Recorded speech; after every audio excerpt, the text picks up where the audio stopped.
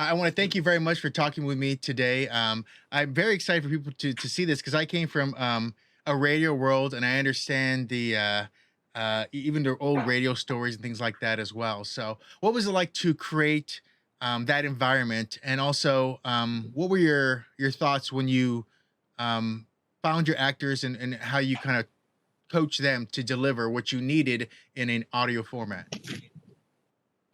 I mean, it was one of those projects that they kind of found their own way. I think there was no textbook for it. There was nothing, even though it was based on a format that Apple brought to me. It was this idea of like doing a show, a kind of Twilight Zone show based on phone calls. But apart from that, we had to create everything, all the stories, and we had to create the visual language to it.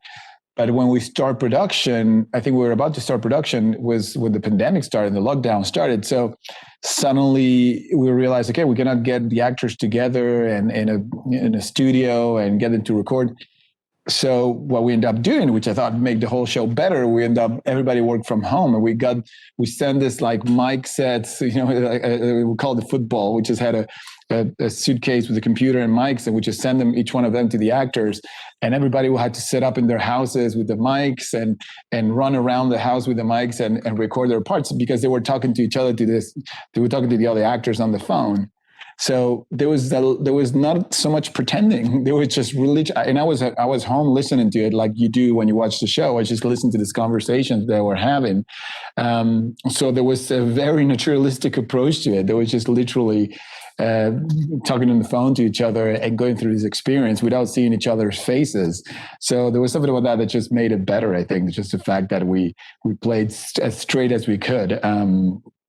So not a lot of coaching involved. When you don't have to pretend you're talking on the phone with someone, you're literally talking with the phone and expected to get the lines and just react to it. And a lot of improvisation as well that made it more realistic, I guess.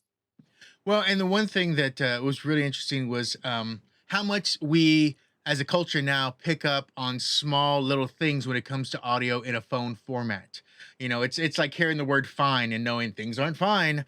Like, there's certain things you hear in between too. So, was that something that you kind of you found it and like enjoyed those little moments that maybe even silence or just a step or something in the background kind of added just to the moments as well? For sure. I mean, that's the whole deal, right? Like when you work with someone like this, sound has a front row that suddenly it's all about the sound and the sound design. It has to do a lot of heavy lifting that usually when you're shooting just with the camera, you don't have to do that much.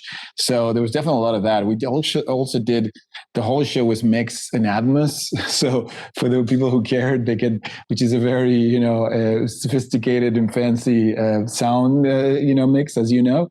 And so and they're all binaural. So if you hear them on headphones, there's all this like 4D space in your head for the sound design, which is really unique and really fascinating. If you get the chance to listen to the show in headphones, you should definitely try that because the sound mix is just fantastic.